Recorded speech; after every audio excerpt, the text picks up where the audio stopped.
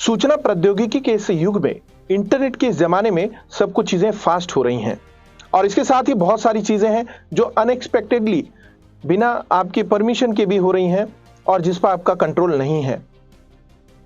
आजकल cyber crime और cyber जो फ्रॉड है उसकी घटनाएं बहुत तेजी से बढ़ी हैं।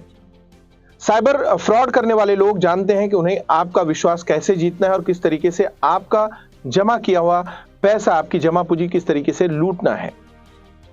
तमाम तरीके के आजकल जो एप्लीकेशंस हैं वो फ्रॉडुलेंट लोगों ने गूगल पे अवेलेबल कर रखे हैं या फिर गूगल प्ले स्टोर पे नए नए नाम से अवेलेबल कर लेते हैं और आपको फोन कॉल आते हैं। ऐसी 3 घटनाओं का खुलासा आज मीरा भाईंदर वसई विरार पुलिस आयुक्तालय के अंतर्गत हुआ है, जिसमें पहली घटना के बारे में आपको बता दूं, ये घटना नायगांव की है।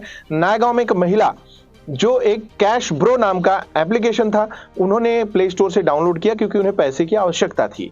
और जब उन्होंने ये एप्लीकेशन डाउनलोड कर लिया, डाउनलोड करते ही उन्होंने उसमें कुछ चीजें ओपन करी और देखने के बाद उसको जो भी ऐप ने परमिशन मांगी वो देते गए और लास्ट में उन्होंने ऐप बंद कर दिया।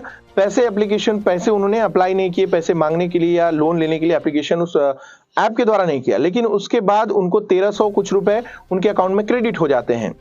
और ये देख के उनको शौक लगता है कि बिना लोन लिए मेरे अकाउंट में पैसे कैसे आ गए। लेकिन इसके जस्ट कुछ दिनों बाद उनके साथ जो है, जब उनका पैसा अपलोड हो गया उनके अकाउंट में, तो उनको काफी आश्चर्य हुआ कि आखिर ये कैसे हुआ। इसी के थोड़े दिन बाद ही उनको उनके मोबाइल पे, उनके व्हाट्सएप पे कॉल्स आने लगे। ये कॉल्स थे रिकवरी एजेंट्स के, जो 1300 की जगह उससे कई गुना अधिक पैसा उनसे मांग रहे थे और ये कह रहे थे कि आप हमें पैसे दीजिए। उनको परेशान करने रहते, हर 5-10 मिनट में कॉल आता था कि पैसा आप कब दे रहे हैं, कैसे दे रहे हैं। उन्होंने एक लिंक भेजा और उन्होंने कहा कि ये पैसे हमारे इसी लिंक पर पे कर दीजिए। ये तो हो गई घटना। आगे क्या हुआ, महिला काफी परेशान हो गई क्योंकि उन्होंने 1300 रुपए उनके अकाउंट में आए थे जो कि उन्होंने मांगे नहीं थे। बावजूद इसके उनसे कई गुना अधिक पैसा प्रोसेसिंग फीस के नाम पे और तमाम अदर फीस चार्जेस के नाम पे सामने वाले जो फ्रॉडुलेंट लोग हैं वो मांग रहे थे। और इसके साथ उन्होंने एक धमकी दी कि अगर आपने हमें पैसे नहीं दिए तो इन पैसों के बदले में, अगर आपने हमें पैसे नहीं देते हैं तो हम ये आपका जितना भी फोटोज हैं आपके मोबाइल में वो हमारे पास एक्सेस में है। इसके अलावा जो कॉन्टेक्ट नंबर है वो हमारे एक्सेस में है और हम आपकी सारी फोटोज वगैरह जो भी है ये आपके रिश्तेदारों को, आपके पहचाने, आपके कॉन्टेक्ट के लोगों को भेजना शुरू कर देंगे। इस बात से डर गई महिला और उन्होंने वाली पुलिस स्टेशन में, वसई का जो इलाका है वसई पूर्व का, वहां वाली पुलिस स्टेशन की हद में नायगांव आता है, वहां पे उन्होंने जाके रिपोर्ट कराई।